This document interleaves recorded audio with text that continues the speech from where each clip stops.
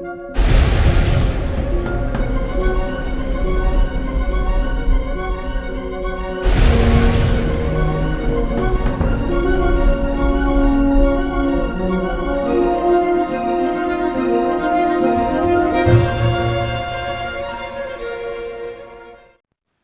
everybody, this is Aeroica. Thanks so much for stopping by for another video. I hope you guys had a fantastic Christmas.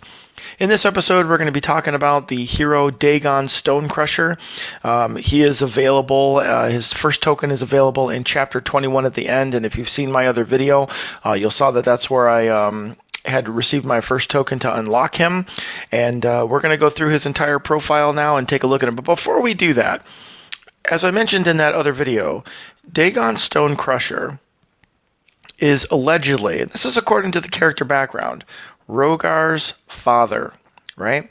Okay, so I'm sitting here, had nothing better to do, and I was trying to figure out, okay, well, if Rogar is the father, then who could be the mother?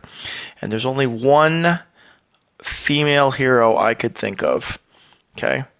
And that is going to be, you guessed it, Lady Nimrel. Right? Who else could it possibly be? So I'm thinking this makes total sense. So then I said, well, I need some kind of proof, right? This is pure speculation, pure gossip, just pure tabloid nonsense. And then I find this. And here we have an article from a reputable newspaper, right? And here's everything right out in front of us. All right, so I took a little creative liberty here and had a little bit of fun. In any case, let's go ahead and get down to the actual character sheet here for DHAEGON, so we can take a look at him and you can decide if getting to Chapter 21 is going to be sweeter, knowing that you're going to get to unlock this guy towards that. So, DHAEGON Stonecrusher, father of Rogar Stonecrusher. So we see some character similarities there, and we would see that with parental genetics being what they are. So he has some similarities to him, except in this case, instead of being a fire hero, he is actually going to be a light hero. So we're going to have a little bit of differences, but nothing that's going to be completely out of the ordinary. So again, I want to show you this back on the main character page. Can I flip back and forth a little bit? I have 38 of his 70 tokens, and if we look at the question mark to see where he's available, the only dungeon where you can pick up tokens for him is this last one. You can, of course, use your loot keys on it. It costs 7 energy to do it, and then, of course, once it becomes too cost prohibitive to continue, you'd have to wait until it resets and continue to come back. And that is how I have slowly but surely been working up, leveling him little by little. So that's my method at this particular point. I went ahead and took the liberty of leveling this guy up to 60, so you can see what the stats and the damage is going to be at this particular level. They will, of course, be lower if you are not currently level 60 yourself. Let's go ahead and take a look at the stats here. So, background, Rogar's father was captured battling the root of all evil, and we have saved him, apparently. I don't know if we did it, but it seems that way, correct? So if we take a look at his statistics before we start getting into the traits, I know there are some people out here who like to look at numbers, so we are going to do that. Feel free to pause the video, take a look at whatever you feel is really super important, and then we'll move on. So, as far as his element, as I mentioned earlier, he is a light hero, which means he is going to have an advantage over dark units, and then of course he will also take more damage from them, so they're very balanced in terms of how they cooperate with one another. In his first traits, we have something called the Perfect Swing, same thing that Rogar has. Cannot miss and never misses, nor can enemies dodge his attacks. So this is really nice because especially when you're dealing with certain attacks, especially like that from Yoko's, which have a very long dizzying effect, he will still be able to do full damage regardless of that status being applied to him. So very good PvP applicability in that particular case. In the second trait we have is Armored, so he will take less damage from physical attacks. We expect that. We've seen that before. And then the other one is Impervious, cannot be poisoned, burned, frozen, chilled, shocked, nor diseased. So this guy is pretty well suited for battle, I would say, without a doubt. If we go ahead and take a look at his abilities, you'll see that we have these first three anyway are identical to Rogar's, and the only difference here is that instead of being a fire-based attack, they are a light or energy-based attack. So of course we have his basic swing, and then we have the electrified whirlwind. So melee physical attack that hits all enemies for, in this case, 694 base damage with a chance to shock.